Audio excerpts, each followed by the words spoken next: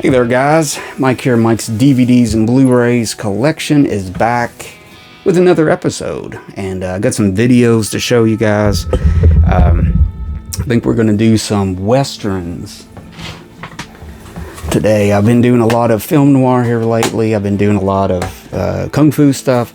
I haven't done a fresh new western roundup video in a minute. So let's get right to it. As I film this episode, this is a right before Christmas of 2022. You probably won't see this video till 2023. So as I film this, so you may see it later. Sometimes you'll see kung fu videos or November Noir, for example. Didn't show them all till December, so it's kind of. But see, I actually watch the videos first and make some notes and whatnot, and that what goes into a video. So I mean, I legitimately want to watch the movies and kind of really give an accurate, is it really good? Is it worth recommending? So I like to do that. So enough of that gabbing away. Here's some new western videos I've picked up in the last few months. I would say since October 2022. This was a movie that I had heard of a long time ago, maybe seen it on TCM. I wasn't 100% sure, so I wanted to re-get it with the cast that's in this, because it's got a great cast. It's got Henry Fonda, Joanne Woodward, who was, I guess, Mrs. Paul Newman at this time still, and the great Jason Robards. The movie I'm talking about is A Big Hand for a Little Lady. Pretty cool movie. I mean, it centers around poker. This is a western. So you kind of got the saloon, you got the poker and everything. Let me give you a short little thing about this. What she's got: king over queens, four aces, straight flush, whatever the beautiful blonde holds. Watch out. Henry Fonda, Joanne Woodward, and Jason Robards headline this sly, sassy, Old West caper about a Texas town's humdinger of a poker game. A reformed, in quotes, gambler and homesteader, Henry Fonda, sits down at the card table, loses his family's $4,000 startup stake, and then is dealt a fantastic hand. And what happens next offers a full deck of suspense, humor, and surprises. Many involving an Aces High ensemble: Charles Bigford, Burgess Meredith, Kevin McCarthy, Paul Ford, and especially their newcomer wife, Joanne Woodward, who says she hasn't a clue about how to play. A Big Hand give this clever all-star comedy a standing ovation, and I would agree. It's a fun movie. This is a Warner Brothers DVD release. Pretty cool. I mean, it's not the best, but it's a lot of fun. I can think of maybe half a dozen poker card playing type movies that would go good watching this. Just different. Even a pool movie with the Color of Money that's got Paul Newman in it. It could be a good pairing with this. That's got his wife and stuff. Maybe it's kind of that vibe to it. But very good. Big Hand for the Little Lady. Next up, I got a French remaster. I don't know. It looks really good. I don't know if they did a restoration of it, but there's a cool company in France. They have a Western Legends of Western series where they put out a bunch of Western titles out. And they usually have some special features in there talking about the stuff. And what sucks is they don't have subtitles for English or anything like that. So it's straight French. And that's the only thing bad about sometimes when you buy say a German media book or something, sometimes you don't get the translation in the little special features. But anyways, I'm a big Randolph Scott fan. There was a movie he made in 1947 called Gunfighters, and this was filmed in this process gosh, I can't think of the process, but it's one of the many Technicolors, VistaVision, Panavision, CinemaScope, all the stuff they wanted to get people into the theaters back then. And this was filmed on, gosh, I'm trying to think, it's what Republic Pictures, I think, had as their color thing. It's kind of a washed out look. It's hard to describe. It's probably one of the least of all the color processes and everything. But anyways, they released a movie called Gunfighters, 1947, and it's really nice. This is a DVD Blu-ray combo pack, and there's a whole bunch of these, and they pretty much, the artwork pretty much is like that, so you got to kind of look at it. There's a ton of these, but I was really impressed with the Blu-ray of this. I have a copy of it, but it's more of I wouldn't say a public domain release, but it's kind of I'm trying to explain it. I don't know. It's copied off some, but it's not a great print. So I took a chance on it, and I got it, and it looks really good. So you Randolph Scott fans out there, anybody that likes some of these maybe B westerns from the 40s and 50s and stuff, you'll kind of know what I'm talking about with, the differences and stuff that you see in this. So really cool. And the movie itself is a lot of fun. It's really good. It's got a great cast. So anyways, there you go. Gunfighters from 1947.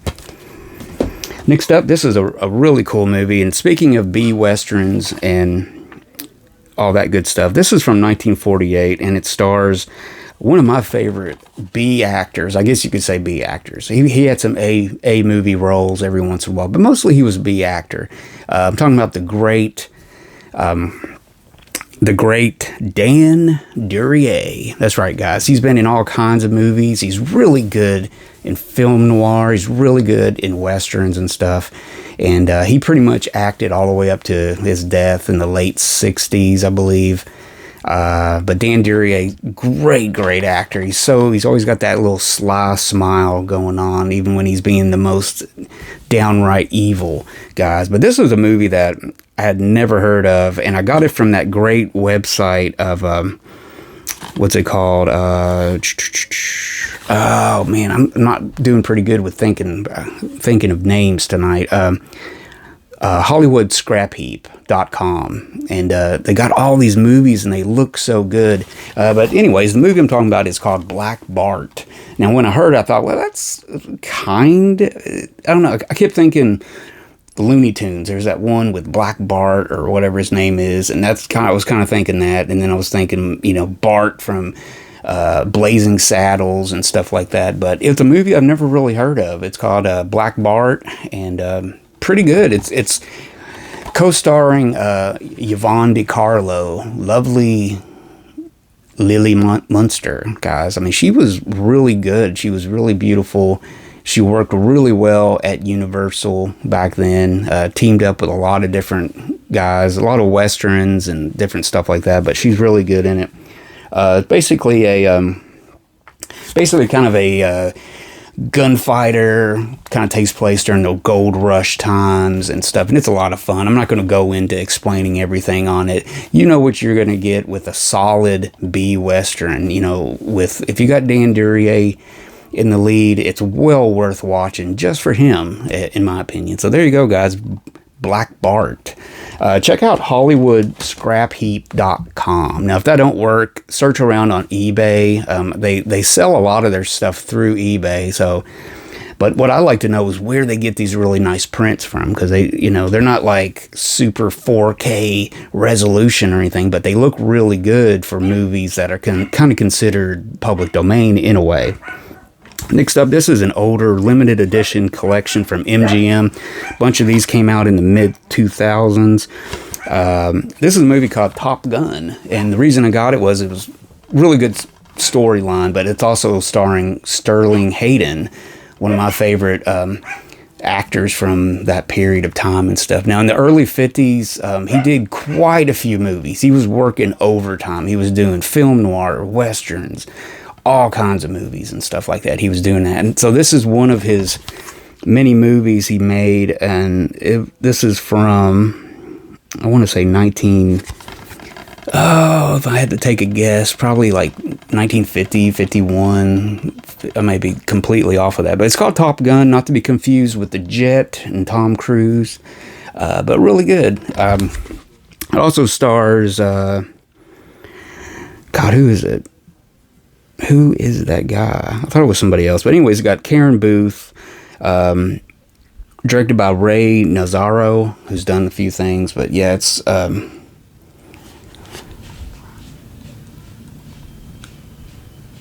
yeah, so basically, I love these limited edition sets because they have the most smallest, like, definition of the story as possibly as they can get. The smallest thing. So this one says, a gunman accused of murder is cleared and elected marshal. So it doesn't tell you much, but really, Top Gun, really good. Now, that whole series of the limited edition MGM ones came out in the mid-2000s, and they're all highly collectible now. There's some of them that go as low as like $30, and that's for the DVD. A lot of them. I think I got this one for about 10, 12, somewhere in there. But they're highly collectible, if nothing else, because none of these have come out on Blu-ray or anything since. So next up, guys, this is one of those 4 movie sets that I'm kind of fond of, but this time we got some spaghetti westerns here. This one's called More Spaghetti Westerns, and it's got 4 movies, obviously. It's got Blood for a Silver Dollar, $10,000 for a Massacre, which I highly recommend that one, $7 on Red, and A Bullet for the Stranger, or For a Stranger.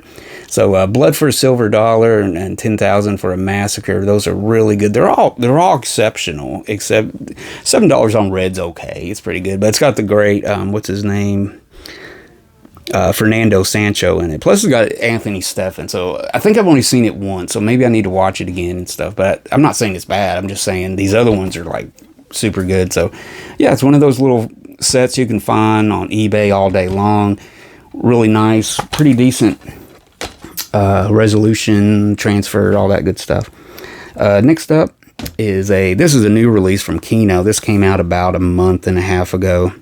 This is the new 4K scan of the original 35mm camera negative. This is Ace High, starring Eli Wallach, Terrence Hill, Brock Peters, Kevin McCarthy, and the man himself, Bud Spencer. Makes up a really good cast, a really good movie with a great cast. Previously had this edition. This is the Paramount widescreen edition from early 2000s. So really cool, definite improvement over that edition. Really nice. It's got a slip case, but really no different art. It's got the same art. Art's not too bad. It's kind of colorful. But yeah, it's like I said, it's been restored and everything, and you can really see a difference on this. You really can. Looks good. But yeah, this is one of the many spaghetti westerns from the late 60s, very early 70s, where they know there's some money in Italy to be made in spaghetti westerns, so Americans were coming over by the boatloads, getting their roles, coming the next Clint Eastwood. Now some of them fizzled out and didn't amount to anything, and there were some other good ones and stuff, but Ace High, really good movie if you're into just your standard famous spaghetti westerns, the big ones and stuff. I would consider this one adding it to your collection.